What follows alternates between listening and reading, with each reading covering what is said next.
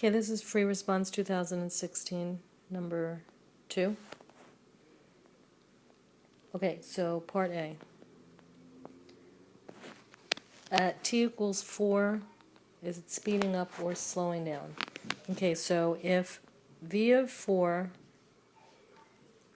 and a of 4 have the same signs, then the speed is increasing. If v of 4 and a of 4 have different signs, then the speed is decreasing. So that's what you need to find, v of 4 and a of 4. Okay, so the first thing we're going to do is v of 4, and you're given the function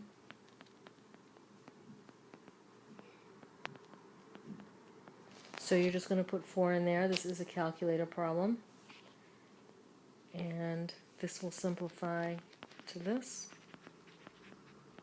and when you do it on the calculator you get this. Okay, so that's a positive number, so we know that v of 4 is positive. Okay, now we need to do the acceleration.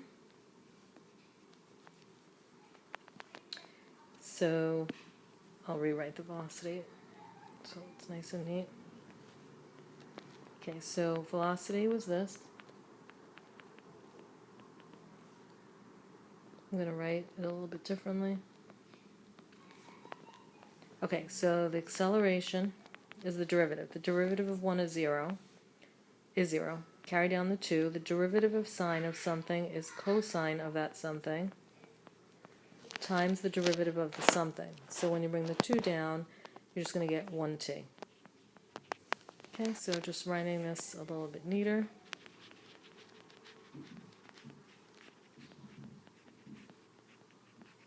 So then you're going to do a of 4. And when you do that, you're going to, when you substitute and simplify, you're going to get this.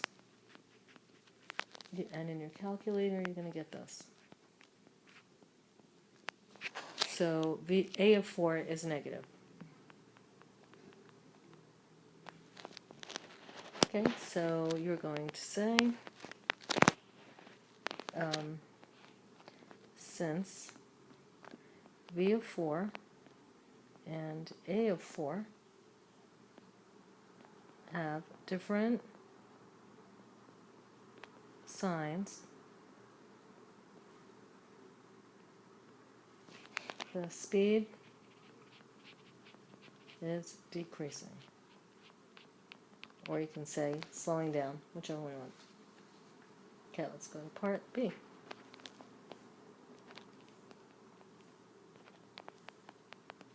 Okay, for B, when does the particle change direction? And they're only interested in between 0 and 3. So we know a particle changes direction when the velocity is equal to 0 and the acceleration is not equal to 0. Okay, so they already gave you the velocity. You're just going to set that equal to 0. You're going to graph it in your calculator, and when you do, you're going to get a picture that looks something like this.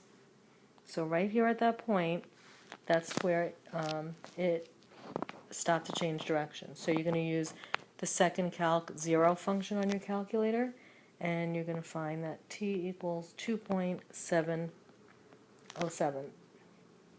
Then you could take that and you could put it into the acceleration and see that it doesn't equal 0.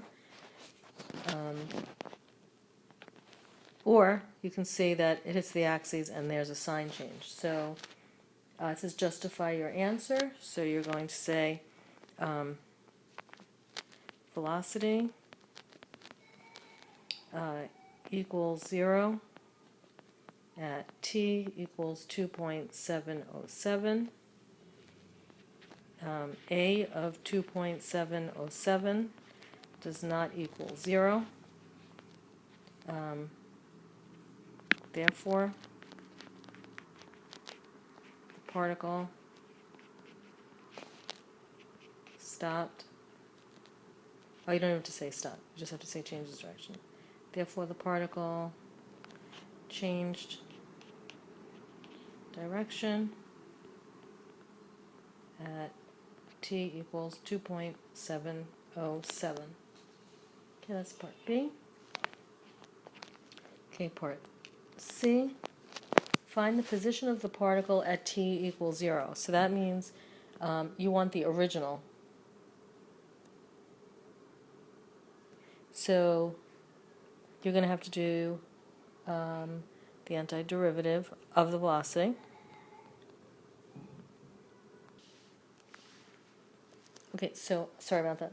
So you're going to do the derivative of the antiderivative of the velocity, because that will get you back to the original from 0 to 4. But remember, where you have to know where you were at either 0 or 4. We don't know where we were at 0, but it does say in the original that when t is 4, that you're at 2. So you're going to do 2 minus the integral. If you knew where you were at 0, then you would add it. But since you're going in the opposite direction, that's why you're subtracting. And you should get negative 0.3815. Okay, and finally for part D, so find the total distance the particle travels from 0 to 3 is just the integral of the absolute value from 0 to 3. It's all calculator driven, and you're going to get this. Okay, and that completes number 2.